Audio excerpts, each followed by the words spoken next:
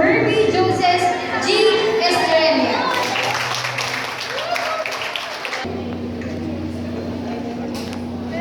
To our Director for Academic Affairs, Mr. Arnold Vergara, Director for Administration, Mr. Wilfredo Aguilar, our Administrative Officer, Ms. Loris P. Juarez, our Junior High School Principal, Ms. Carolina Estrada, to our Senior High School Focal Person, Ms. Maria Loriano, to the Junior High School and Senior High School teachers, our dear parents, fellow students in grade 7 to grade 10, and Senior High School students, friends, ladies and gentlemen, good morning. It's a great privilege to me to stand here today and represent all of my fellow achievers and completers. This achievement represents all of the sacrifices, hard work, perseverance, and determination that I mastered here in junior high school. We're all here, I must say, to celebrate the temporal fruit of unity amidst our diversity in decent status, ethnicity, affiliation, and beliefs. Our recognition theme is Unity in Diversity, Quality Education for All. That is an adequate description of what's been going on in our educational system. I have witnessed and experienced firsthand the changing curricular orientations from teacher to student-centered instruction, from individualized to collaborative learning, and from purely academic to holistic approaches, to holistic development of 21st learners and continuously nurture the future leaders and nation builders that lie within us. Pagkakaisa, kahit tayo magkaiba ng gusto, hilig, pananaw sa buhay. Bilang isang estudyante, dapat hindi umiiral sa ating ang inggitan. Naniniwala po ako, ang pinakamagandang sangkap sa ating pagkakaisa ay magkaroon ng komunikasyon sa bawat isa. Magtulungan, pagrespeto, at tamang pag-unawa sa bawat isa sa atin. Sa ganong paraan, matatagpo natin ang ating tagumpay para sa ikakaganda ng ating kalidad ng ating edukasyon. Kaya po tayo nandito sa isang mahalagang okasyon. Hindi lamang magkaisa mga estudyante, kundi kabilang din natin ang mga guro natin at ating mga magulang. As a parting gift, a great poet John Donne once said, and I quote, "We have become not a melting pot, but a beautiful mistake. Different people, different dreams. Different beliefs, different journeys, and different hopes. Different dreams, kagaya ko po. Ako po ay may problema sa puso mula pagkabata hanggang ngayon. Alam po akong hilig sa sports, pero nahilig naman po ako sa pagiging writer, composer, at artist. Naipapakita ko ang pagiging creative at na-express ko ang aking artistic skills at ipapahagi ko ang aking talento sa mga kabataan at estudyante ng kagaya ko po. Na kung paano mag-combine ang kanilang love at passion that makes us our imagination and ideas into great masterpiece. Minsan, di ko din ginugugol ang aking oras. Kahit may gantong karamdaman, hindi ito naging hadlang para sa akin. Bagkus, lalo pa ako nagpursige sa pag-aaral at ginawa ko po itong bilang inspirasyon ko. Upang magtagumpay at isang maging huwarang kabataan para sa iba. Pero, kailangan din natin tubasan ang ating pag-aaral, ang hirap at pagod ng ating mga magulang. Parang kahapon lamang din tayo pumasok sa grade 7 na walang kaalam-alam mangyayari sa atin sa hinaharap. Marami din sa atin na excited na noon. Dahil papasok na tayo sa junior high school na nangangahulugan tayo ay lumalaki na. Sa ganong pagkakataon,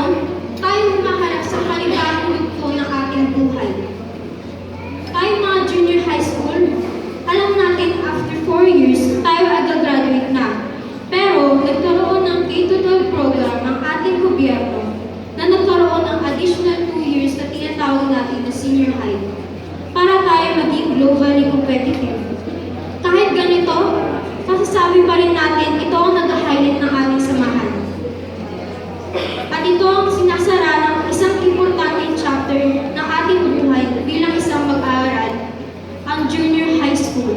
At panibagong chapter sa mga senior high school sa tatahakin nila sa kanilang kolehiyo. Alam natin ito ang ending part with our lives that makes us feel anxious and excited dahil hindi natin alam ang mangyayari sa atin sa future. Pero the only sure thing is we all go up to senior high school together.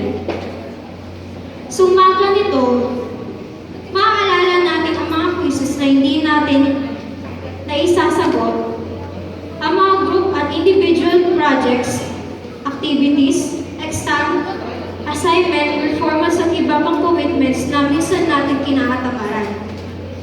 Pero ang nag-overpower sa atin ang magpursige. We would finally be here and receive our medals and certificates. We all got to finish it together, just like how we did when we first entered grade 7. Sa lahat ngayon ang tamang oras para pasalamatan natin at bigyan oras ang mga parangal ng ang mga tao at school na naging bahagi natin sa ating tagumpay. Dahil sila ang naging taong mga nahumubog sa atin upang isang maging mabuting tao at sila din ang nasa likod ng ating selebrasyon ngayon. To our school, Bataan Heroes Memorial College, which served as our second home for years, we're gladly to say thank you. Dahil ito ang naging lugar na upang i-share namin ang mga memories with our friends. This school gave us sufficient support to become a better individuals. Sa school din ito, tayo lagi naging proud na nagsusuot ng uniform na may kulay pula at cream. Sa mahal natin na Principal Ma'am Carol at sa ating mga guro na tinuruan tayo na maging isang mabuting individual, nagpapasalamat po kami sa bawat isa sa inyo. Kami ay nagpalapit sa inyo kung kaya't marami kayo na iturong life experience nyo sa amin at doon kami natuto. You serve as our second parents who showed us guidance and inspiration. Thank you for all the memories we've shared po sa amin. At kung meron man po natutunan sa mga teachers ko at sa aking mga kaklase, ito pa ang pananandalian lamang itong ganitong parangal na mas tumatak sa puso ng mga tao na kilala mo na kung paano mo silang tratuhin kaysa sa grado mo. That nothing is more fulfilling than being able to prove that I can be what I am today. At kung may lubos man po akong gustong pasalamatan, ay yung hindi mga parangal na natanggap ko, kundi ang mga alaala at gabay na mula sa aking mahal sa buhay. Sa aking magulang, especially sa aking ina, na si Abigail Garcia Estrella, na handang ibigay ang kanyang buhay para sa akin. Hindi siya umalis sa abroad para sa akin, para ako alagaan at i-guide sa tamang direksyon. At lalo walang matubos sa kanyang pagmamahal at pagtitiwala sa akin. Na lagi niya ako pinapaalala. Bago ako pumasok, mahal mo ako. Lagi lang positive. Happy lang palagi. Enjoy ang post sa pag-aaral. At sa daddy ko, na binibigay sa amin ang lahat ng pang-araw-araw na pangailangan namin. You deserve most of my gratitude. To my grandmother, or what I call to her, Mami Carmelita, who was very supportive to me. And to my Uncle Raymond and my grandfather, what I call to him, Papsi Crispin, that passed away last January 25, 2019. akin na huwag mong kalimutan yung mga taong tumulong sa'yo. You're all my inspiration na alam ko na lagi niyong binabantayan at inaaralayan sa tamang direksyon ng aking buhay at pangarap.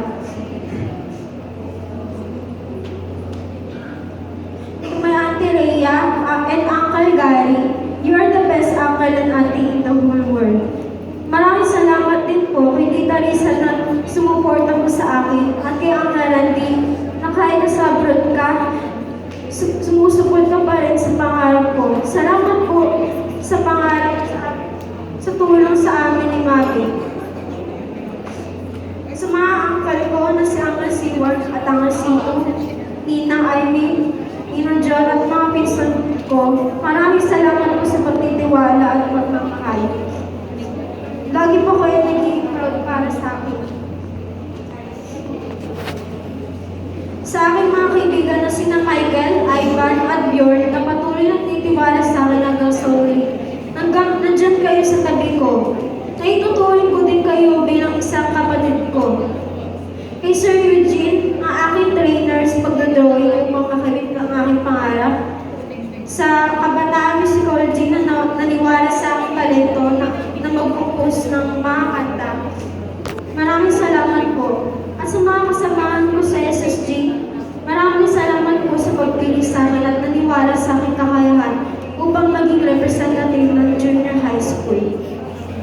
I admit that we've been a little hard-headed sometimes, especially in our teenage years. But always remember our dear parents that mahal na mahal po namin kayo at na-appreciate po namin ang lahat ng effort na binigay po sa amin. We owe you everything. And these awards we received today are definitely yours. Let us not forget to thank ourselves, our achievers and completers of this batch, because through all, we made it. That all our efforts brought us to here. And because with our great desire to learn and finish this chapter, we are all here in this memorable event with our people we love. And lastly, ang Panginoong Diyos na walang sawa na maggabay sa atin sa tama at tagumpay sa bawat araw na ihirapan tayo at nalulungkot.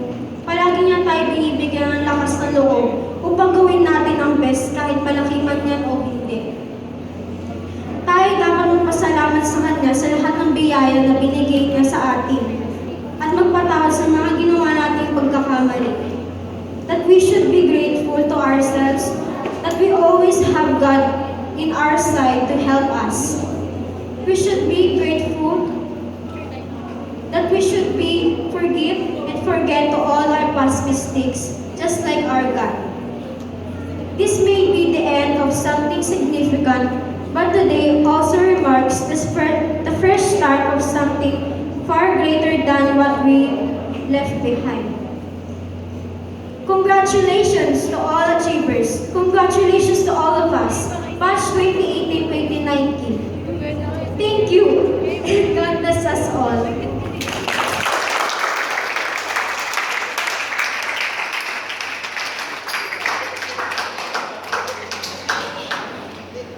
Okay, thank you, Herbie.